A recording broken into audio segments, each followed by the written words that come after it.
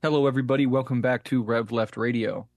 So, for today's episode, I just wanted to hop on here and do a sort of solo breakdown of just some major events going on. I have a lot of thoughts in my head. I'm sure many of you do. We see fires popping up, as it were, all around the world. Several major events seem to be occurring at once. Things seem to be spiraling toward some sort of escalation. There's domestic turmoil in many countries, geopolitical turmoil in many countries, a regional war, the possibility of a regional war on the horizon.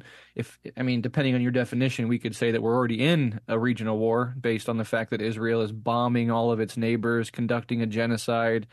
The U.S. is spending hundreds, tens of billions of dollars just positioning their incredibly expensive warships and all the staffing and supplying of those ships all around the region in order to deter an Iranian attack and to help Israel as Israel purposefully, willingly, and consciously escalates in such a manner that it is trying to drag in the United States.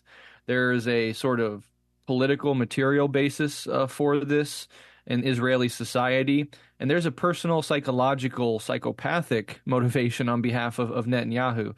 I've long warned against any attempts to blame this on Netanyahu as such, as it's a way of individualizing a systematic problem. I mean, Israeli apartheid and settler colonialism is the problem, no matter who's steering the bus. But Netanyahu in particular has a deeply personal vested interest to keep this war going. And there is something about the psychology of old warmongering men as they get up there in years and they get closer to their own death. Um, for some of them, there is a sort of psychological apocalypticism that takes over. And I think with Netanyahu's narcissism, his self-preservation instincts, he is wanting personally to not only escalate this war, but to try to be the sort of historical figure that, really defeats Israel's enemies in a sense. And he wants to go down in history that way. So you do have that psychopathic, narcissistic, psychological element on behalf of Netanyahu. But of course, the rot goes all the way to the core of Israeli society. And we can see that in stark detail when it comes to the sexual assault that's been happening as a matter of course as Israel carries out this genocide and attack on all of its neighbors. There were the rape riots where several soldiers who were accused credibly, obviously, of rape as a weapon of war. Other soldiers and other people of Israeli society rioted in order to get them free, and that worked. So it was looking really intense for a moment, as if there might be, I don't want to say a civil war, but certainly civil skirmishes over the over huge chunks of Israeli society wanting to free rapists. And so somebody tweeted that Israel could be one of the first societies in history that prevented civil war by freeing rapists. And then the video comes out, which if you've seen it, it's been going around viral, mainstream media completely silent on it. But an actual video from inside one of their torture camps where Israeli soldiers pick up one of their hostages and take, I believe it's a man, to the corner. Other soldiers put up their shields to block from view what's happening, while other soldiers brutally sexually assault this man to the point where he had to be hospitalized for his injuries after the sexual assault. Now, this is hardcore visual videotape proof of Israeli soldiers using rape as a weapon of war, brutalizing hostages, and all the mainstream coverage of hysterical accusations of rape on behalf of the Palestinians that have not been proven but have been shoved in your face over and over and over again since October 7th.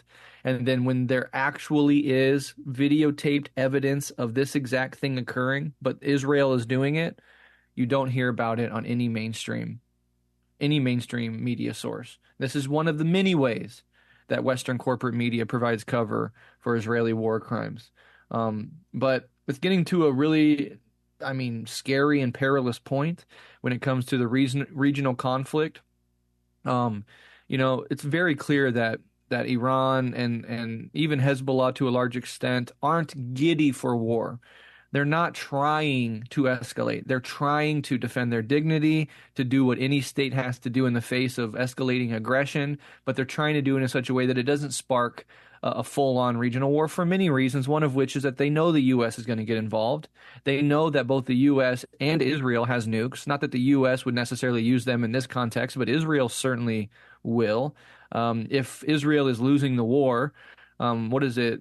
Something Samson, the Samson option, where if Israel is totally backed into a corner, it will use its nukes and it's going to blow up Tehran.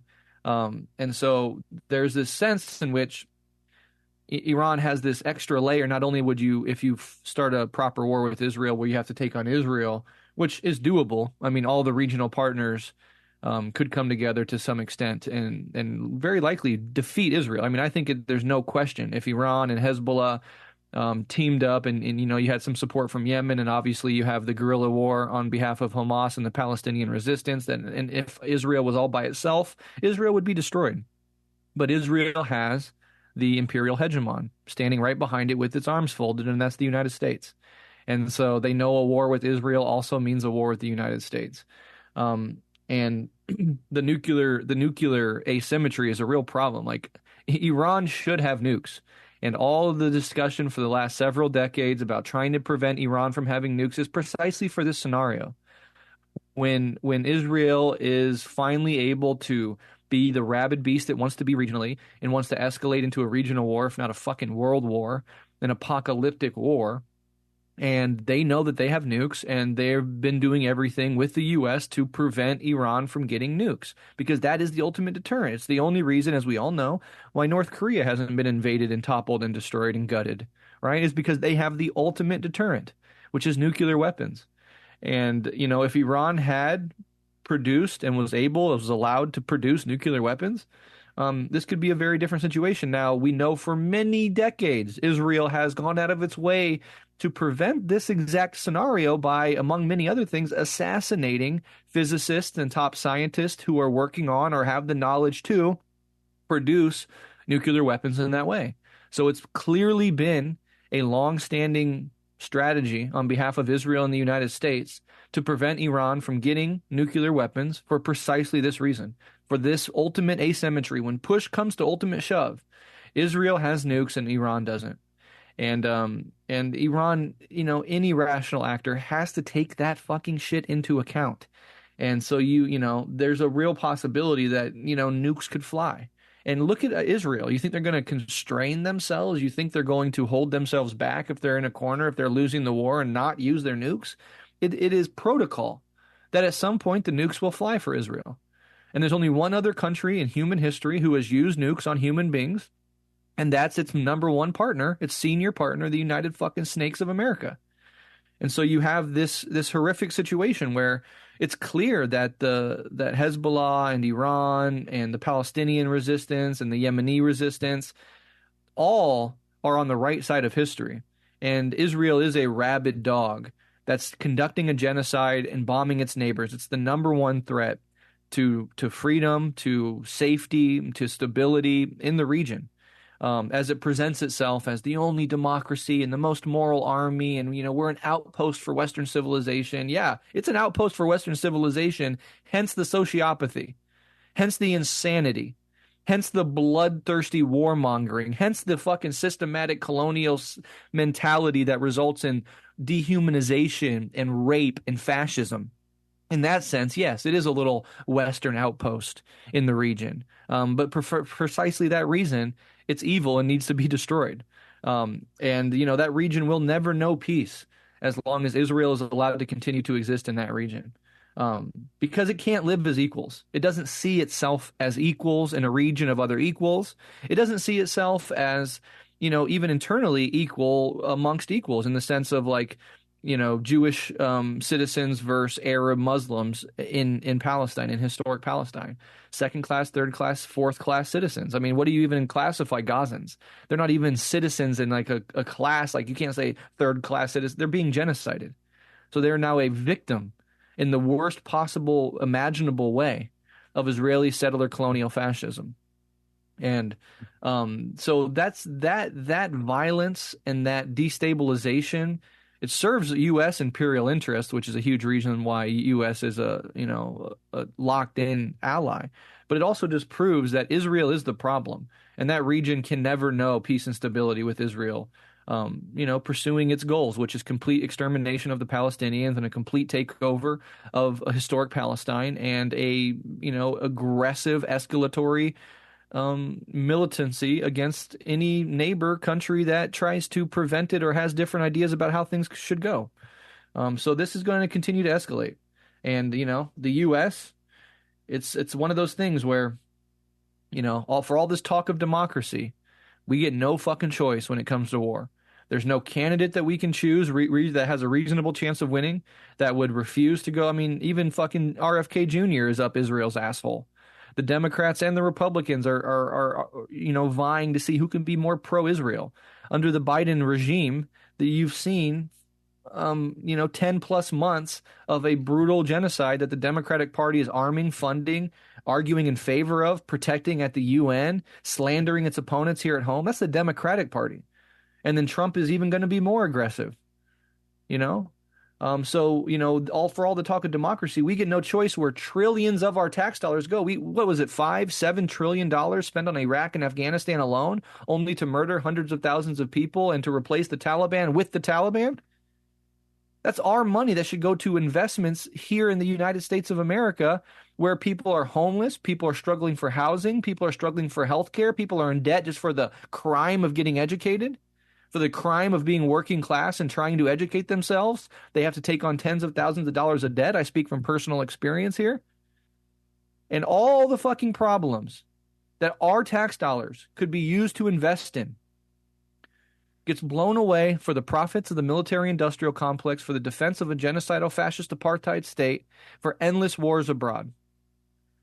That has to come to a motherfucking end. And clearly, democracy in scare quotes does not provide a route out of that endless warmongering. The system is so bought and paid for on multiple levels.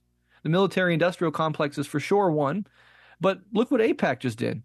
They just ousted, through dumping millions of dollars into a campaign, ousted Cori Bush, one of the only decent human beings in national politics, ousted her with millions of dollars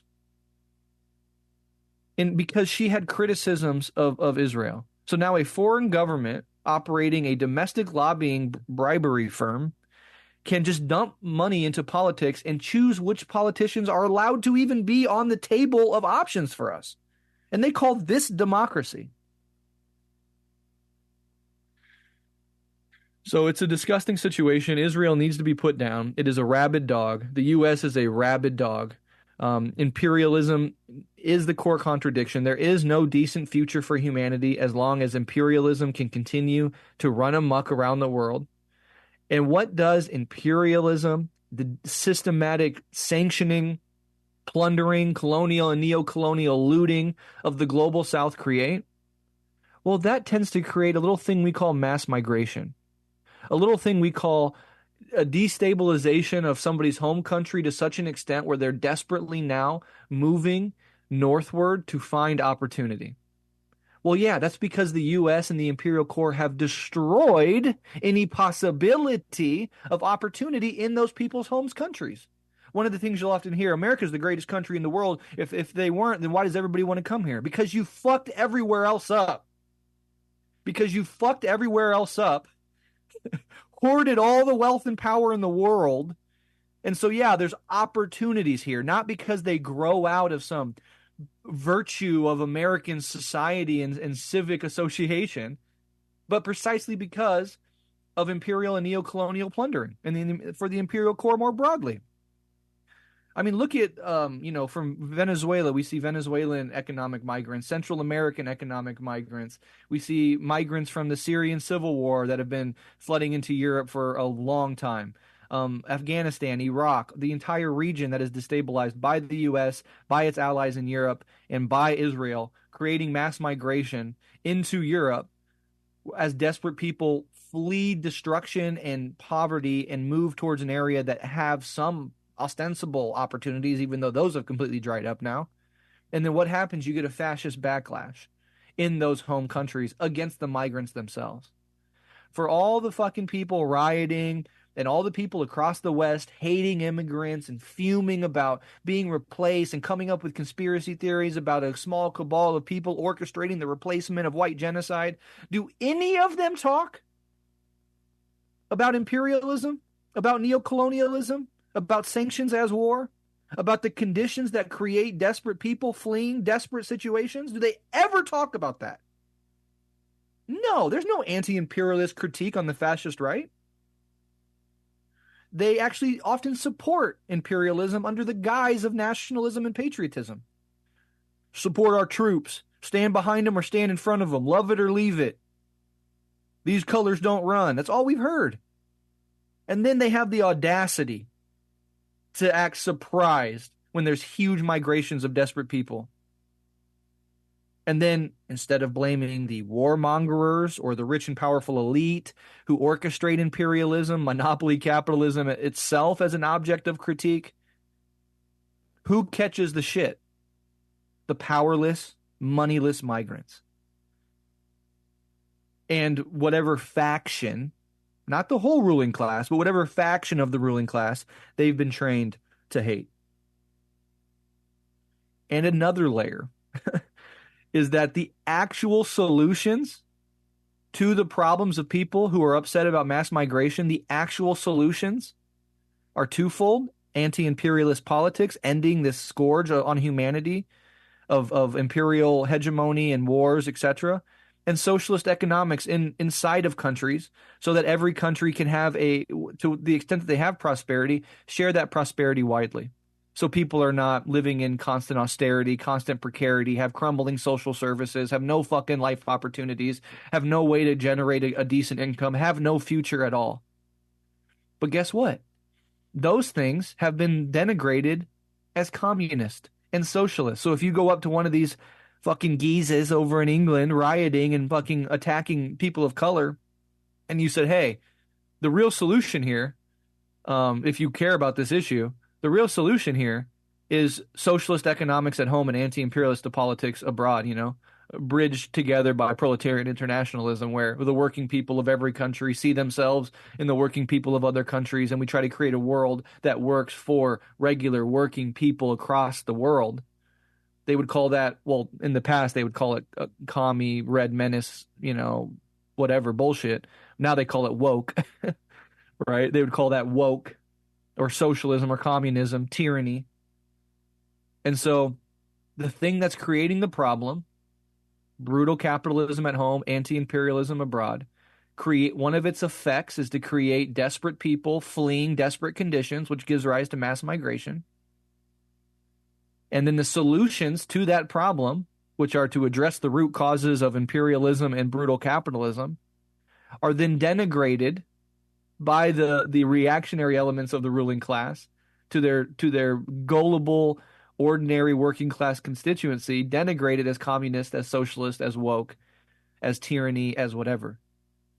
And so you see this incredible bind that we are in, and you see how the ruling class apparatus and its ideological programming literally allows only for fascism to be the trajectory that people can take.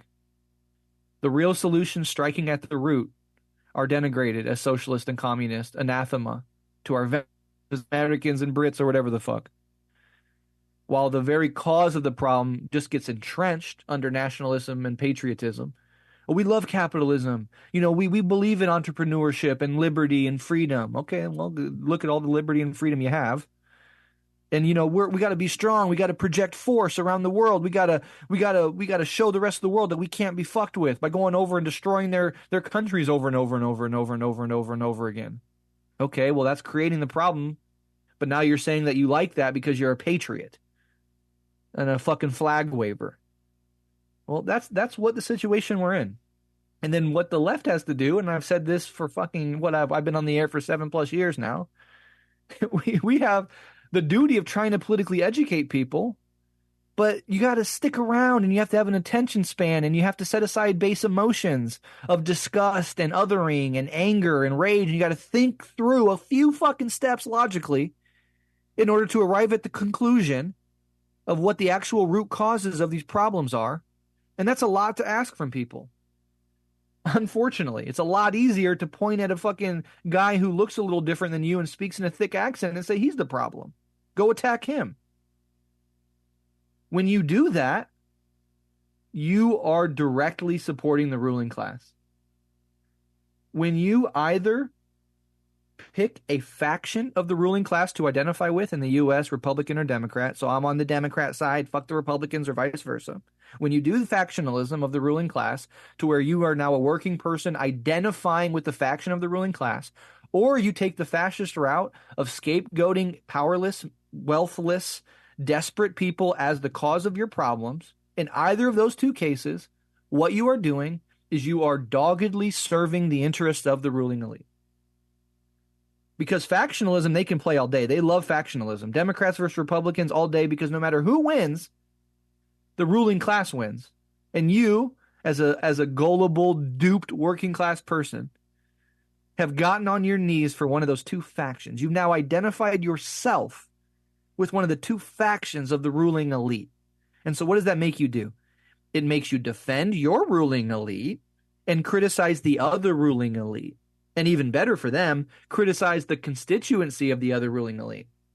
So you're a working class person who's on the Harris Walls train, and now you don't have much criticism of the Democrats at all. You're voting for them no matter what they do. You're a good little dog on a leash. But who are you trained to hate? Well, not the donor class of the Democrats, not the billionaires who fund the Democrats, not the corporations who fund the Democrats. You hate the Republicans, and more than that, you hate the guy in a MAGA hat down the street who's in your class. Oh, beautiful. Working class division. Awesome. That works just fine for the ruling class. And of course, vice versa. The guy in the MAGA hat is going to defend Trump, going to defend the Republican apparatus, insofar as it abides by, their cult leader, Trump.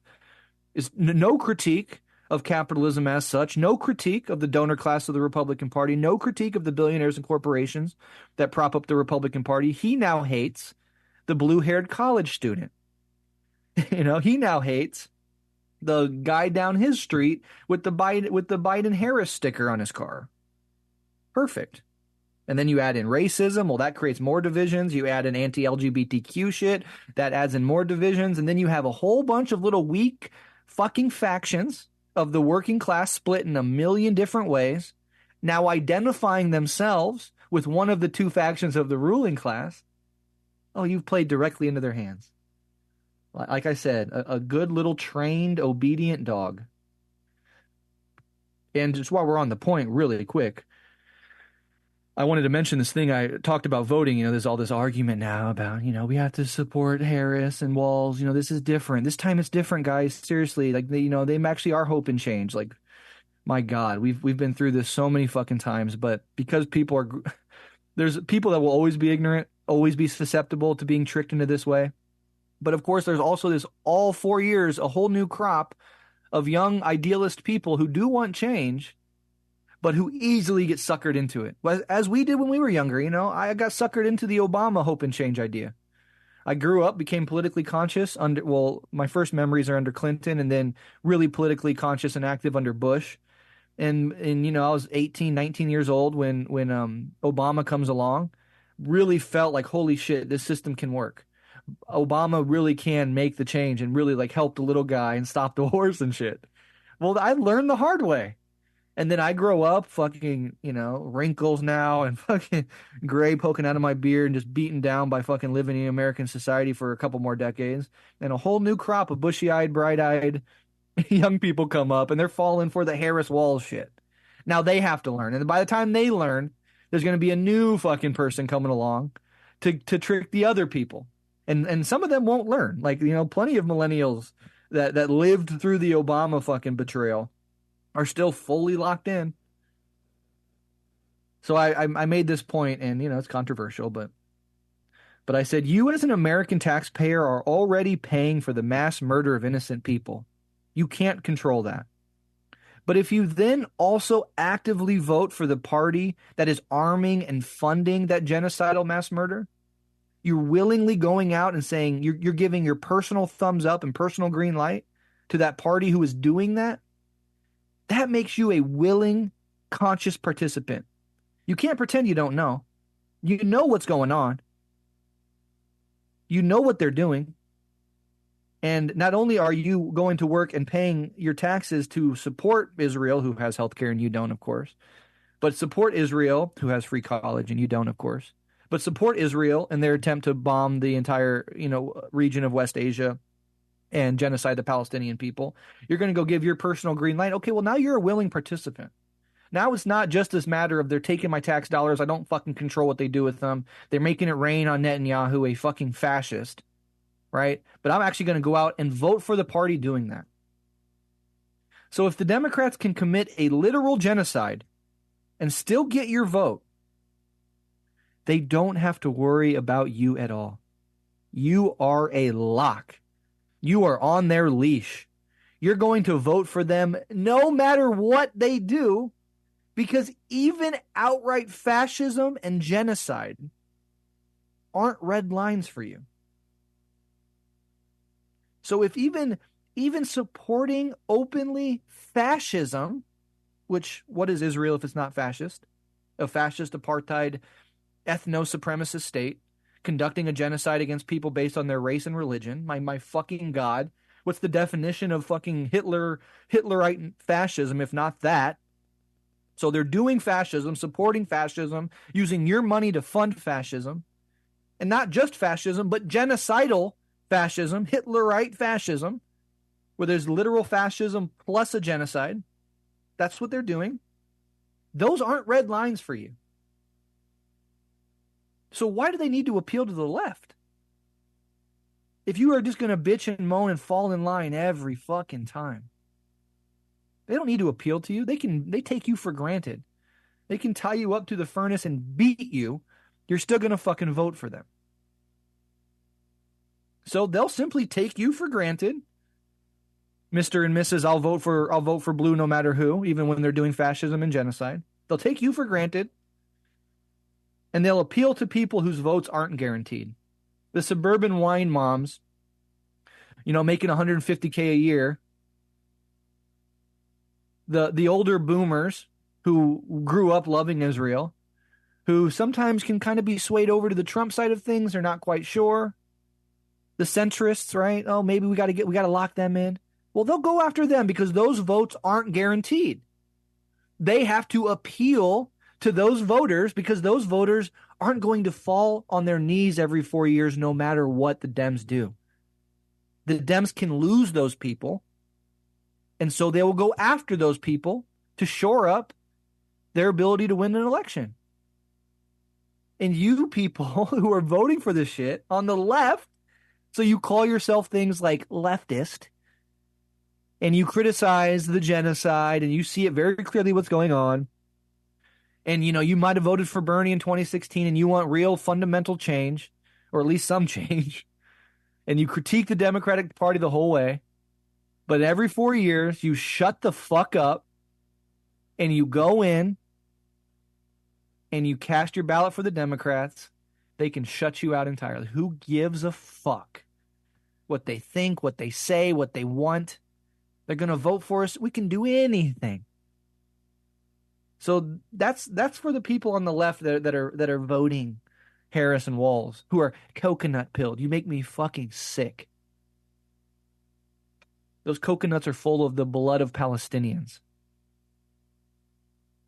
And, I mean, that's the obvious fucking big elephant in the room, but just look at the lives of working people in this country. No matter who's president, Clinton, Bush, Obama, Trump, Biden, things get worse and worse for everybody. So what are you voting for? You think this time they're really going to give you Medicare for all? This time they're really going to defend women's rights and they're really going to pack the court and they're really going to do something about that? This time they really will. Your children, you are babies being manipulated by people who know consciously that they're manipulating you. They try to coup Venezuela again. Like every 4 years, we have this mass psychosis event where we all of a sudden become little cult members for one of the two shitty factions of the ruling class, and we have this big spectacle and all this bullshit we have to deal with. Well, in Venezuela, it's kind of like that, except instead of elections, it's coups. So every time there's an election, there's also a coup attempt. U.S. backed, far right wing insanity. We've seen it over and over and over again. I've been in politics long enough to see this exact thing happen. Oh, you remember Juan Guaido? You remember in 2017, the riots? You remember every couple years they try it, the fucking fisherman boat thing where the fucking a small ragtag group of whatever the fucks try to do a Bay of Pigs and got stopped by a bunch of fishermen in Venezuela. Remember that? Every couple years they try to coup the country. Now this feeds into our fascism and migration thing because the US has strangled Venezuela with sanctions for years, destroying Venezuelan lives, hurting the civilians of Venezuela because the US doesn't like the way they do things down there. The US doesn't like the way a sovereign government conducts itself. And so just naturally and obviously they have the right to go and destroy that country. And then what happens when you sanction a country into misery and poverty? Well, you get the benefit of being able to blame it on socialism, I guess. But it also creates millions of migrants who are forced to leave their country, the country they were born in, they have community in, their family is in, and come up north, end up at our borders, where the very same people who greenlight and back up and defend the sanctions program and the coup attempts year after year and the destabilization of Venezuela, then turn their anger and hatred on the Venezuelan migrants themselves. Do not come, as Kamala once said, that brave progressive leader. Do not come. So here's the cycle. Sanction, destroy. Oh, this country wants to nationalize their oil. This country wants to challenge U.S. imperialism on the global stage. Okay, fuck them up. As Kissinger said, make their economy scream, right? The old Chilean playbook. Sanction them until that country is fucked. And then that creates, again, the rhetorical ability for you to blame that on socialism or whatever. But more than that, it creates this huge migration of people who now don't have access to medicine, food, etc. Opportunities, right? The economy crumbles when the largest economy in human history is attacking it and putting its arms around its throat and strangling it to death. And then those people come up north to the only place where there's opportunities in the region. And then the same people who supported those fucking policies that destroyed that country then become ultra racist fascists and tell their dumb constituents that those people are the problem. These illegal immigrants, these aliens, are what's causing your hardship, what's causing, I mean, this is happening in the UK. Literally, that's what they think is causing the housing crisis and the complete collapse of UK society is these immigrants. Not the ruling elite, not the economics of British brutal, austere neoliberalism, which the Brits have just continued to pound away at, while other countries start kind of sharpening up. They're starting to understand, even the U.S. to some very low extent, starting to understand the neoliberal is over. Neoliberalism, of course, was a reaction by the ruling class in the West to the falling rate of profit through the 50s and 60s and into the 70s. So the unions had to be gutted. Everything had to be deregulated. The keys to society had to be handed over to the corporations because those falling rates of profit were a real structural problem for capitalism as such.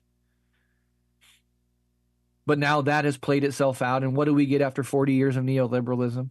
We get this hell world that we live in. The homelessness crisis, the housing crisis, the mental health crisis, the healthcare crisis, regional wars, endless wars, World War III. That's what 40 years of neoconservatism and neoliberalism, this unholy union of neoconservatism and neoliberalism, have wrought. And so that's coming to an end, brutally, violently, disgustingly. It's going to come to an end. The Brits, the inventors of capitalism over there, saying, I think we can get a few more years out of this. Let's keep doing it. The elites in the UK have turned the UK into a tax haven and a playground for the ultra-rich and let everybody else fuck off. And then the reactionary elites in the UK point to immigrants and say, that's your problem. And then the dum-dums fall for it. Gotcha. Gotcha again. So that's what's happening in the UK. Tying that in again, you see how I'm tying all these global events into the same handful of forces? And you see how they all interlock and they all dialectically work together to create this hell world we're living in? But anyways, as most of the Western world starts to wake up from their neoliberal haze, the Brits are insisting to keep plugging away at it, and their country is being destroyed. Not because of immigrants, which again are a product of all these wars that the US and the imperial core are constantly fomenting and participating in. But it's a result of the actual elite, those with all the power and money and control in British society, which have ruined that society. You know, if you take London, I believe this is true. You can fact check me. I'm pretty sure this is true. Take London out of the equation, just that one city, just set that aside for now. And you take the UK and you make it an American state. Economically, it's on par with Mississippi, the poorest state in the Union. That country has been destroyed. Now, some people will say, well, fuck them. You know, look at this history of colonialism and imperialism. Do you think the people that conducted colonialism and imperialism are the ones that are suffering? Regular working motherfuckers that just happen to be born in non-London parts of London too, in the UK. By no means am I excusing the British Empire, my fucking God. And yes, this is a product of British colonialism. This is what happens when you have a colonial empire and you plunder and loot the rest of the fucking world, right? That's all true. But an average working class person who just has no opportunities in the UK because of their elite, it's not very helpful to say, well, that's thanks to colonialism. He's like, I'm a poor guy in fucking whatever, Newcastle or Manchester or fucking, Cardiff or whatever. I didn't have anything to do with the British Empire. I just don't have a job and I don't have any fucking future. So the elites have destroyed that country. They've successfully taught huge swaths of England to aim all their hate and ire at powerless immigrants. A tragedy sparks off this kindling that's been building for many, many years. Right? Many, many years, the EDL, Tommy Robinson, Nigel Farage, all this shit. They also do Brexit, which is like a hilarious, sad and disgusting, but on some level amusing way of just shooting yourself in the fucking foot, thinking it's going to solve the immigration crisis, and all it does is deepen your economic problems. So now you have an even poorer country detached from the European Union, creating more economic hardship that you then again point towards the immigrant, towards the Muslim, towards the non-white, and say, that's your enemy, go get him. And they go and get him. And that, of course, creates a backlash of Muslim and anti-fascist groups coming together to now push back against the fascists. And you have to do that. The time for political education is past when fascists are burning stores down and doing pogroms and pulling non-white people out of their cars and beating them brutally. Okay, at that point, there's no more room for political education. Go fuck them up with extreme violence. That's what happens when capitalism decays into fascism. But that's precisely what we're seeing in the UK. And in a lot of ways, it's a nice little peek into our future if we stay on this path. Because the U.S. imperial hegemony is coming to an end. Whether that's World War III, whether that is a new crop of politicians that come up and slowly pull back, whether that is an economic collapse that forces the empire to shrink, or just a total all-out defeat where more or less the rest of the world teams up and says enough is enough and puts the rabid dog down. But the imperial hegemonic age of the United States is coming to an end. And then you have to reset your entire society and economy for a post-imperial context. And the Brits fucked that up. And this is what it's wrought. And we have the same venal, corrupt, short-sighted, self-serving fucking pukes running our system. And they're sure as hell not going to gracefully step back from their imperial hegemony. They're going all out. Nothing short of World War III is going to stop them from continuing to try to dominate the rest of the world, spend trillions of dollars all over the world, brutalizing people. And then you add climate change on top of it. My God, where in the fuck are we going? Kind of lost my train of thought there, but you see what I'm saying. You see all these forces. You see how they interact. You see the utter necessity of a radical shift in how we're doing things. A radical, revolutionary reorientation of the economy and the political system to have a rational global order, a rational set of domestic policies that work for regular fucking people. Imperialism globally is a small elite taking everything from the world and then siphoning it back into the imperial cores, where it's then distributed also unequally to a tiny fraction of that society domestically. So what imperialism does globally, you can see capitalism does domestically. Dominate the resources and raw materials, plunder and loot and exploit, siphon all the wealth and money and assets from the bottom and the middle and the common land up into a handful of incredibly, disgustingly rich, opulent elite, and then try to keep the fucking rabble at bay through ideology, through internal working class division, through endless distraction. I mean, my God, these smartphones are just a genius way of keeping the population dumb, short attention spans, emotionally being shoved and buffered around all the time, no ability to clearly focus on anything for a long amount of time, no ability really to think critically. There's no sense in which anybody's teaching anybody how to think critically about how to navigate this new media landscape. It's just it's not a product of a conspiracy. It's a product of profit seeking, but it works so well ideologically for the system to have everybody just zombied out onto their little fucking misery machines, their little dopamine casinos, training their attention spans to be like that of a kindergartner. When you practice stuff like meditation or deep reading or spending time in nature alone for long periods of time, these are ways that you develop your capacity to focus, to think critically, to stay with something for a while. This is the anti that. So if you're spending 8 hours a day on your phone, what are you doing? You're doing an anti-meditation, an anti-deep read, an anti-nature time.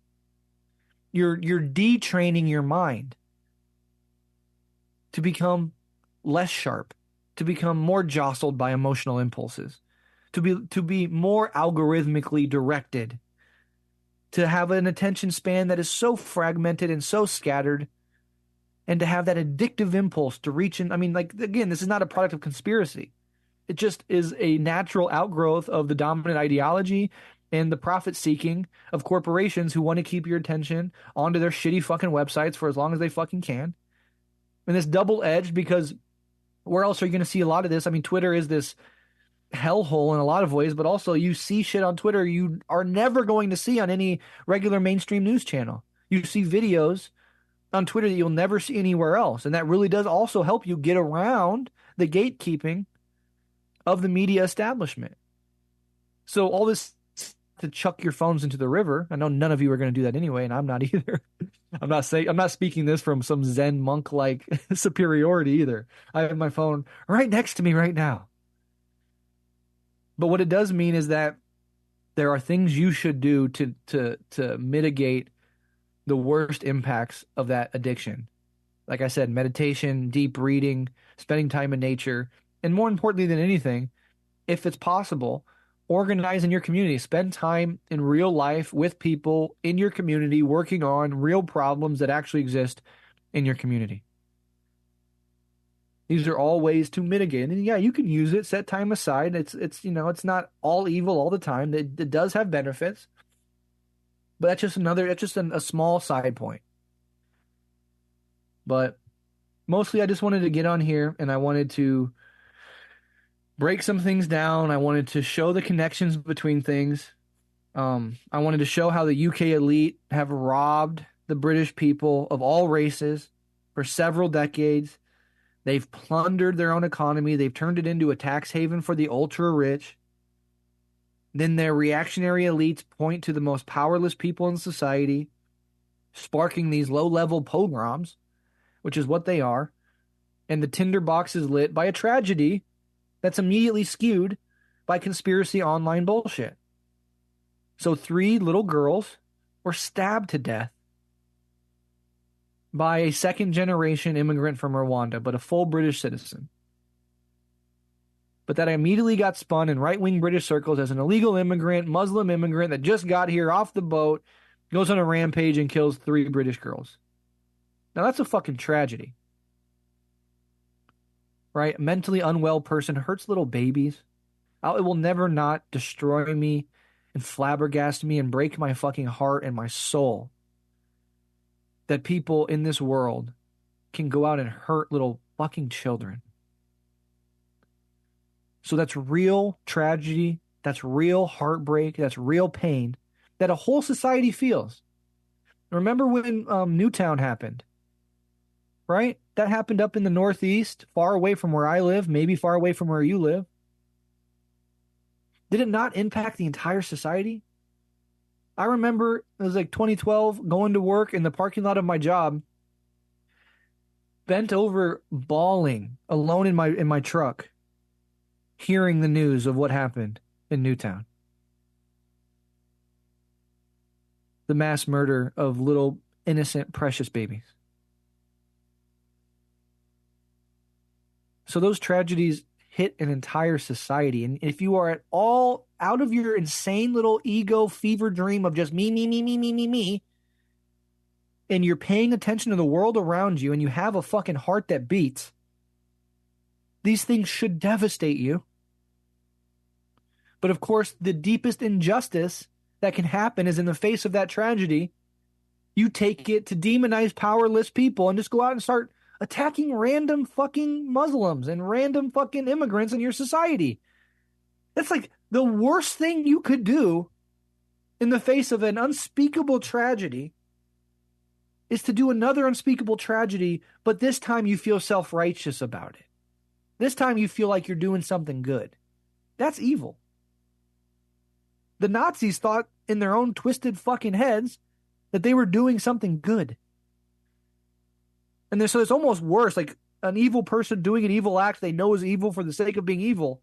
It's incomprehensible, but okay, I can kind of feel my way into that. But then the scarier version is doing insanely evil things, and Israel is a perfect example of this as well. Insanely evil things while simultaneously thinking you're doing good, and more than that, that you are actually the victim. Which that's the mentality of fascism. The aggressor puts on the garb of being the victim as it aggresses. And you see that with these UK fascist riots and these little pogroms that are occurring. You see that with Israel. I mean, my God. Israel's whole thing is feigning victimhood as it fucking mass murders 200,000 human beings.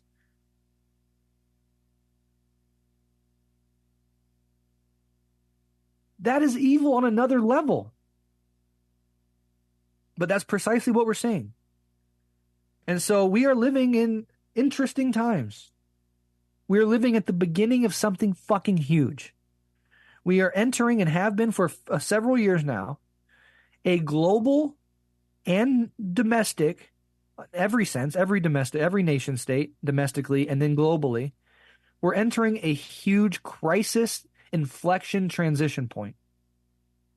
You have other things in the background like oncoming AI, which people have different opinions about how life-changing that's going to be, but certainly it's going to have a huge impact. You have climate change looming in the background. These like sort of ghosts that are haunting us as the world starts burning with political upheaval. No part of the globe is untouched by this. Where is it going? I don't know. Where was society going in the late 1920s? Could anybody have exactly predicted where things were going to go?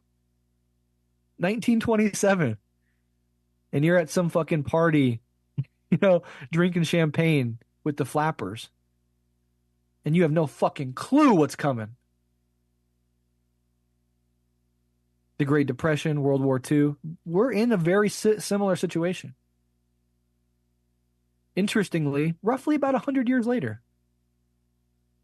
It's an interesting little cycle. 100 years is 4 generations. That's more or less enough time for the people that were involved in those earlier crises to have fully gone away so that we don't have, living memory of people who survived the Depression and World War II anymore, just in time for us to get us into another exact situation like that, but worse this time and different because of these other variables like godlike technology and the global destabilization of our climate system. That's not meant to bring despair. Things are changing. That's whether you're talking Buddhism, Marxism, or just rational logical thought, that's all that we have is constant cascading change all the time. The dialectic moves. It doesn't ever stay stagnant. Nothing ever stops moving. So of course we're living in a time of change. But so many contradictions have built up over the previous, several decades to 100 years, and they're all coming to a head at the same time. But you see how the forces of fascism are emerging alongside the crisis. Because Lenin said, fascism is capitalism in decay. Capitalism and its global system of imperialism, which is a product of monopoly capitalism, is in a state of decay. It's no longer working for regular people, but the system itself is ran by people who are invested in maintaining the system. And when capitalism is really in a corner, the only thing that can keep that system going is fascism. The alternative is socialism and communism. The alternative is a radical break with how things have been done, which has not been working. I'm sorry, but a couple 100 years of capitalism has led us right to this exact spot. Well, cool, we get gadgets. We get a little smartphone. I can buy a fucking 50-inch TV for $400. Cool, I guess. I'd rather have community and healthcare and housing in a future, but we get gadgets.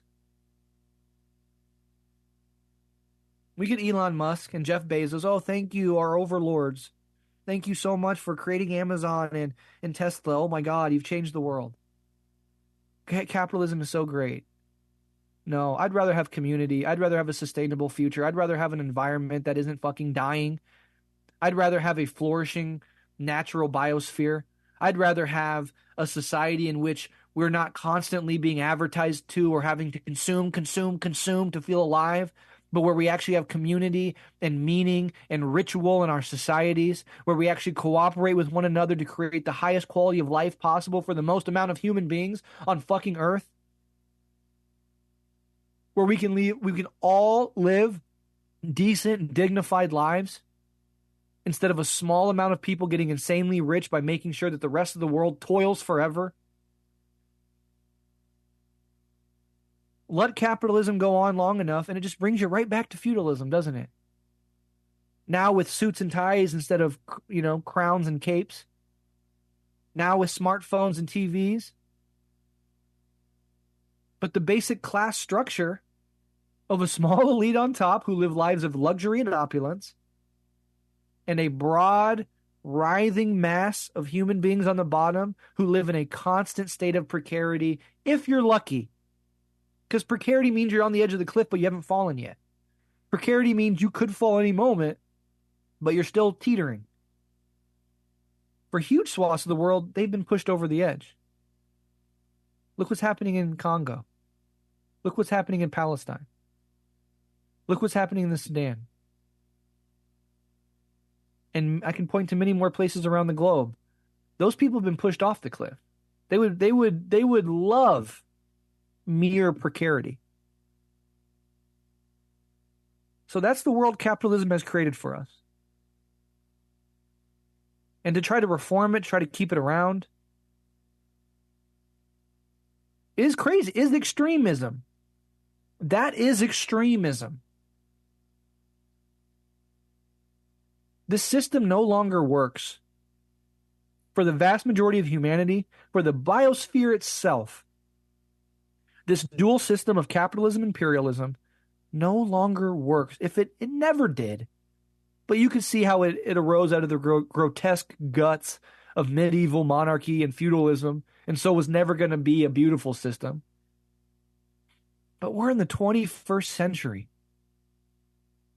and we're still fucking doing this shit. We need to grow up as a species. We grow up politically by ushering in socialism and the end to imperialism and colonialism. We grow up politically by shifting the focus from profit accumulation for a few to a high, decent quality of life for the many. That we organize society around creating the highest quality of life that we possibly materially can within restraints. We're not all going to, be being fed grapes, living in luxury. But there should be no rich and no poor. I'll say it. As extremist and terroristic as that comment is, there should be no rich and no poor. All human beings, by virtue of being a human being on earth, should have a decent and dignified life where they can pursue their interests and their hobbies and have community and have dignity in their day-to-day lives, have some democracy in the workplace, in their economy, in how their local and national and global civilization is ran. Regular people, not manipulated by media, by an ideology mass media campaign, not pushed into extreme desperate precarity by an unequal economic system that then makes people do desperate things, but a society in which the quality of life for the ordinary citizen is the goal of that society. Not accumulate profit at all fucking costs. And I do think there's a psychological, cognitive, consciousness component to our evolution. You know my positions on Buddhism. Go listen to my last episode on meditation. I lay out that entire argument there, where I believe that we are going to cognitively evolve to a point where we transcend identification with thought. In the distant future, we will have communism, and we will have a situation in which you spend your childhood and your adolescence developing a healthy-ish ego, personality to operate in the world, which is absolutely necessity. And you spend your early to mid-adulthood transcending that. And there'll be a bunch of social structures facilitating that. It will be just a core part of our educational process.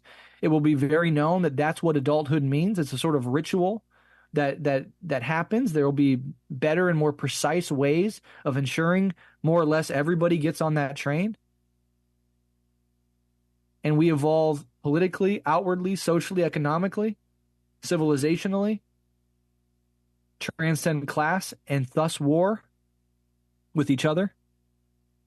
And we also evolve psychologically, cognitively, where we are no longer slaves and servants to our thoughts, our feelings, our emotions, our worst impulses.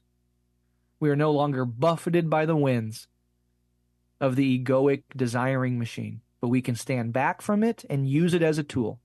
It's a great servant. It's a terrible master. And what is normal in human civilization today is to have identification with thought and the ego personality be the master. And that's why you can't stop thinking when you go lay your head down at night. That's why you're talking to yourself in your head 24/7. That's why you're anxious. That's why you're depressed. That's why you're fearful for the future. Always worried about what's coming next. Not to say there aren't real things to worry about, but if you notice your mind is constantly just finding threats, finding things to be worried about. You wake up one day, you have a bad mood, now your whole day's ruined. You have no control over it. You are being dominated by a process that arose evolutionarily for your survival.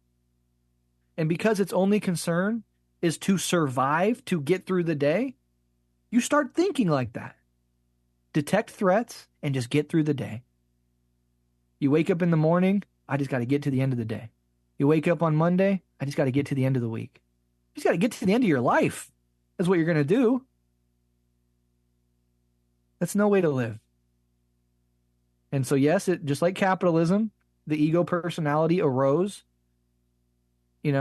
Capitalism rose historically. That arose sort of evolutionarily in the biological and cultural dialectic of evolution of human species as a social species.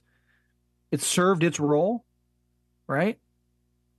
But it is never meant to be the end place for humanity.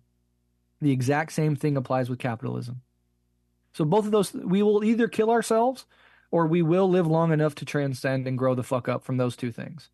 Identification with thought, psychologically, and capitalist class society in general, politically. That's a future worth having. That's a future worth fighting for. And everybody who fights for it is on the fucking cutting edge of human evolutionary development. And that's a decent way to spend a life. All right. Love and solidarity. I'll talk to you soon.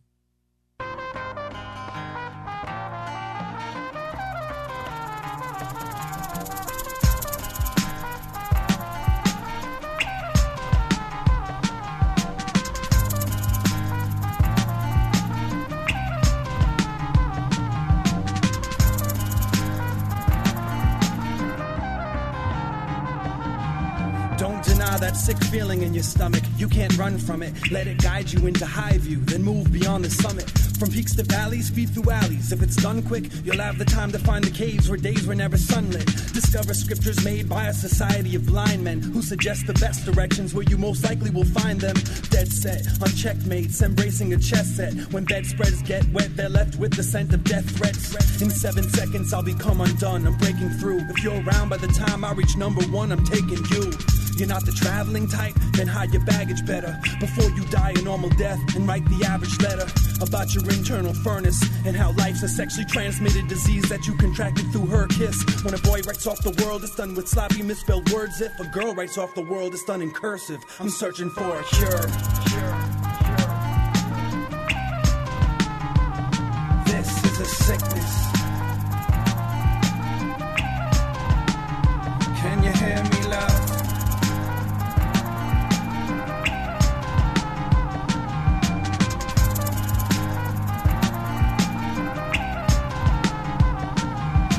The dirt for what it's worth, listening to the birds chirp. The same cryptic speech the breeze speaks and the sea repeats. Recognizing the cycles with every passing day. Writing full demands in the sand till the crashing waves wash it away. I watch what I say now, but I hate it. Trying to make my mark, afraid of the dark nature of vague statements that plague the vacant parking lots where shopping carts go uncollected. That sick feeling in my stomach starts to leave my heart and soul infected. I won't accept it, do my best to reject patterns till it hurts. Every second making bad turns for the worse. She's getting further away, I can feel it in the way my bones ache. The ocean sealed its lips now, the waves won't break. The secrets it won't say has got us trying to break codes in churches. And lately I've been hating its sole purpose.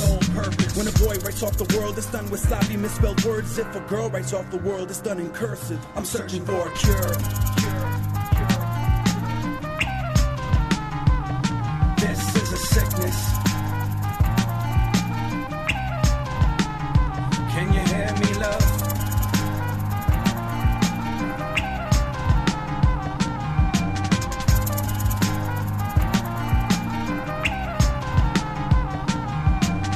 Look for air pockets to pick. Walk with a stick, start picking locks with it. Opening up heart-shaped lockets with little arguments. Tawdry trinkets start to split and contradict those who say one thing but think the opposite. I bit the dust, tongue-kissing documents in a smokestack. Faith is harder to swallow than pride, turning our throats black. I want my home back. I know that's not an available option. It's the way that I'm walking in between a cradle and coffin that just makes me pace myself. If half the battle's done right, the other half won't take my health while jacking my shadow's sunlight. To crack it open and find the space between my breaths are desolate. Life is just a lie with an F in it, and death is definite. But after I scratched the surface, I never saw the calm before the storm. Act so nervous. When a boy writes off the world, it's done with sloppy misspelled words. If a girl writes off the world, it's done in cursive. I'm searching for her.